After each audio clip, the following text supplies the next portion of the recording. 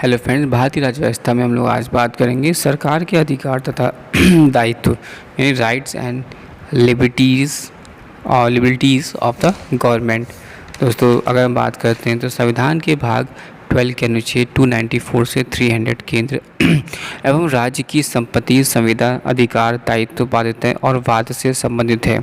इस संबंध में संविधान ने केंद्र एवं राज्यों के वैधानिक व्यक्ति की तरह बनाया है। केंद्र एवं राज्यों की संपत्ति उत्तराधिकार। वर्तमान संविधान लागू होने से पूर्व सभी संपत्ति और आस्तियाँ जो कि भारतीय प्रभुत्व या प्रांत या भारतीय राजाओं के राज्य के अधीन थी, केंद्र या संबंधित राज्य के स्वामित्व में आ गई। इसी प्रकार भारतीय अधिराज्य या प्रांत या राजाओं के अधीन राज्य के सभी अधिकार, दायित्व और बाध्यताएं भी अब भारत के सरकार या संबंधित राज्य के होंगे। दूसरा, राजगामी, व्यक्तिगत और स्वामीहीन यानी इसके हीट लैब्स और बोना वैसिनिटा। भारत में कोई भी संपत्ति जो इंग्लैंड के राजा, भारतीय प्रांतों के शासकों के राजगामी और व्यक्तिगत यानी अनुपयोगी या उचित तरीके की विफलता के कारण अधिकारियों के समाप्ति या स्वामी विहीन बिना मालिकाना हक वाली संपत्ति द्वारा अधिकारपूर्ण स्वामित्व के लिए मिली हो, यदि संपत्ति वही है अब राज्यों के अधिकार में होगी तो अन्य स्थिति से में संपत्ति केंद्र के अधिकार में होगी। इन सभी तीन स्थितियों में वह संपत्ति वैधानिक स्वामित्व न होने के कारण केंद्र के अधीन होगी। सागरीय संपदा। भारत के राज्य क्षेत्रीय सागर खंड या महाद्वीप मग्न तट भूमि या अन्य आर्थिक क्षेत्र में समुद्र के नीचे की सभी भूमि, खनिज और अन्य मूल्यवान चीज़ें संघ में निहित होगी। अतः समुद्र के निकट के राज्य इन पर अपने अधिकार क्षेत्र का दावा नहीं कर सकते। भारत का क्षेत्रीय जल उपयुक्त आधार रेखा से 12 नॉटिकल मील तक फैला है। इस प्रकार भारत का अन्य आर्थिक जोन 200 नॉटिकल मील तक फैला है। विधि द्वारा अनिवार्य संपत्ति का अधिग्रहण। संसद के साथ साथ राज्य विधानमंडल को सरकारी द्वारा निजी संपत्ति के अनिवार्य अर्जन और मांग के लिए विधि बनाने का अधिकार है। 44वें संशोधन कानून 1978 ने इस संबंध में क्षतिपूर्ति वहन करने के लिए संवैधानिक कर्तव्यों को भी दो स्थितियों के अतिरिक्त समाप्त कर दिया, जिनमें पहला, जब सरकार अल्पसंख्यक संस्थानों की भूमि अधिकृत करे। दूसरा, जब सरकार ने किसी व्यक्ति की भूमि जो उसकी निजी खेती की हो अधिकृत हो तथा जमीन विधेयक सीमा के अंतर्गत हो। नेक्स्ट, कार्यकारी शक्ति के अंतर्गत अधिग्रहण। संघ या राज्य किसी संपत्ति को अपनी विशेष शक्ति द्वारा अधिकृत कर सकता है, कब्जे में रख सकता है या बेच सकता है। इसके अतिरिक्त संघ तथा राज्यों की इस विशेष शक्ति का विस्तार अपने या अन्य राज्यों में किसी भी व्यापार या व्यवसाय में भी है। सरकार द्वारा या सरकार के विरुद्ध वाद। संविधान के अनुच्छेद 300 में भारत में सरकार की ओर से या सरकार के विरुद्ध वाद की चर्चा की गई है।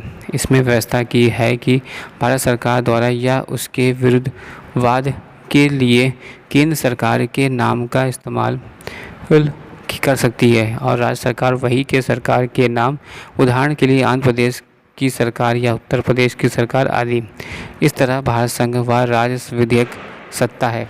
इस व्यवस्था के उद्देश्य के लिए न कि केंद्र सरकार या राज्य सरकार। सरकारी दायित्वों से संबंधित संविधान विस्तार से घोषणा करता है कि भारत संघ तथा राज्यों द्वारा अथवा उनके विरुद्ध संबंधित मामलों में से उसी प्रकार वाद चलाया जा सकता है जिस प्रकार औपनिवेशिक भारत में संविधान से पूर्व अभियोग चलाया जाता था।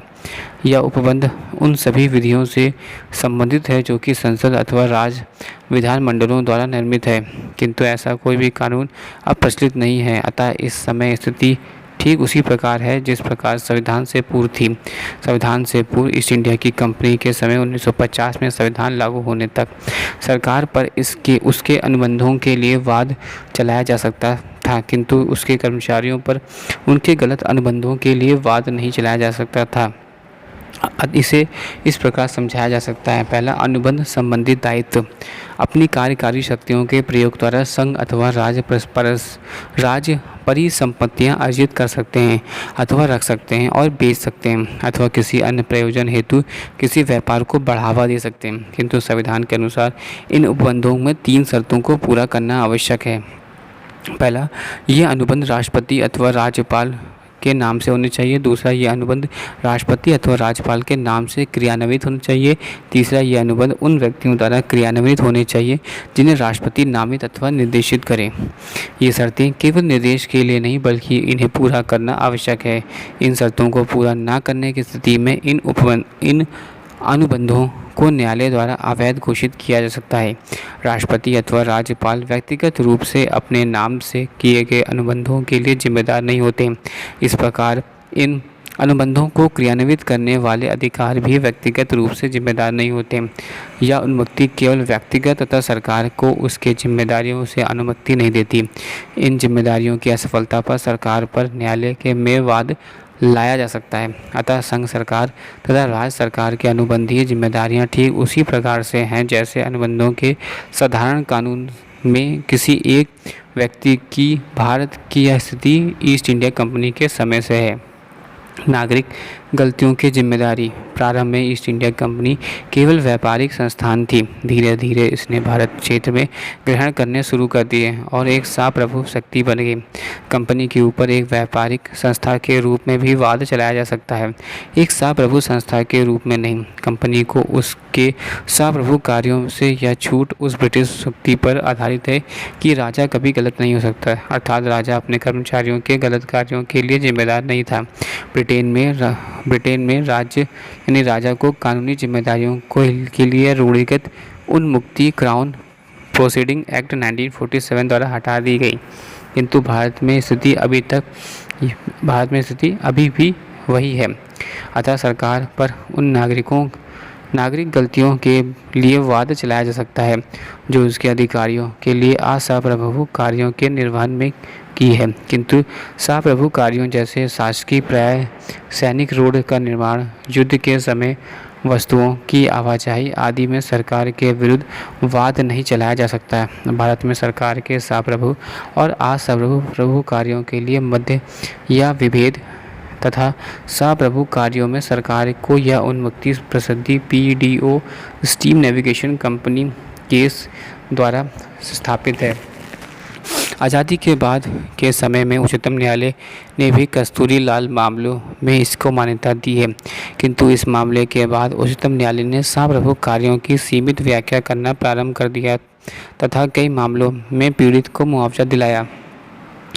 नागेंद्र एवं मामले में सर्वोच्च न्यायालय ने राज्य की विशिष्ट प्रतिरक्षा के सिद्धांत की आलोचना को तथा राज्य की जवाबदेही के बारे में एक उदार रुख अपनाया। सर्वोच्च न्यायालय ने व्यवस्था दी है कि यदि किसी सरकारी सेवक की लापरवाही से किसी व्यक्ति को हानि होती है तब राज्य को क्षतिपूर्ति देनी होगी और साप्रभु सुरक्षा के नाम पर वह अपनी जवाबदेही से मुक्त नहीं हो सकता। आधुनिक अर्थों में विशिष्ट एवं अविशिष्ट कार्यों के बीच भेद का अस्तित्व ही नहीं है। सर्वोच्च न्यायालय ने कहा कि कुछ मामलों को छोड़कर राज्य किसी प्रतिरक्षा का दावा नहीं कर सकता।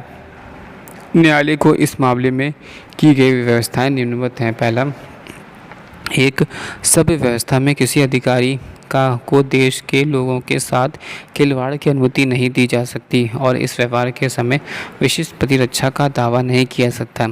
सार्वजनिक हित की अवधारणा में बदलाव आया है क्योंकि सामाजिक संरचना में ही परिवर्तन आया है। कोई भी राजनीतिक अथवा वैधिक प्रणाली राज्य को कानूनी के ऊपर नहीं रख सकती क्योंकि यह एक नागरिक के लिए अन्यायपूर्ण होगी कि उसे अपनी संपत्ति से गैर कानूनी तरीके से वंचित कर दिया जाए, वह भी राज्य के किसी अधिकारी द्वारा, और इसका कोई हल भी ना निकले। आज के प्रगतिशील समाजों में आधुनिक सामाजिक चिंतन और तथा न्यायिक दृष्टिकोण पुराने राज्य संरक्षण की अवधारणा को नकारता है तथा राज्य को अथवा सरकार को किसी भी अन्य न्याय योग्य वैधानिक वस्तु के समकक्ष रखता है। राज्य के कार्यों का विशिष्ट और अविशिष्ट सरकार तथा गैर सरकारी सख्त खांचों में रखना ठीक नहीं है। वह न्याय यह न्याय संबंधी आधुनिक अवधारणाओं के प्रतिकूल है। राज्यों की ज़रूरतें, इसके अधिकारियों के कर्तव्य तथा नागरिकों के अधिकार, इन सब के बीच साम्य स्थापित करना आवश्यक है ताकि कल्याणकारी राज्य में कानून के शासन की क्षति न हो। कल्याणकारी राज्य में राज्य के कार्य केवल देश की सुरक्षा अथवा कानून व्यवस्था लागू करने तक सीमित नहीं है, बल्कि इसके आगे लगभग ही क्षेत्र शैक्षणिक, वाणिज्यिक, सामाजिक, आर्थिक, राजनीतिक, यहाँ तक कि वैवाहिक में भी लोगों की गतिविधियों का नियमन एवं नियंत्रण करना हो गया है।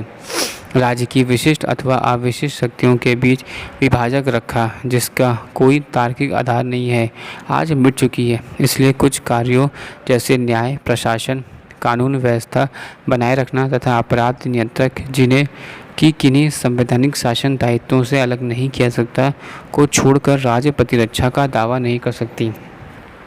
उपरोक्त मामले में सर्वोच्च न्यायालय ने कस्तूरी लाल मामले 1965 के अपने निर्णय को बदला नहीं। हालांकि उसने यह माना कि दुर्लभ और सीमित मामलों में ही लागू होता है। समान हित मामला यानी कॉमन कॉज केस 1999 के सर्वोच्च न्यायालय ने एक बार फिर से इस सिद्धांत की परीक्षा की और विशिष्ट प्रतिरक्षा सिद्धांत को खारिज कर दिया।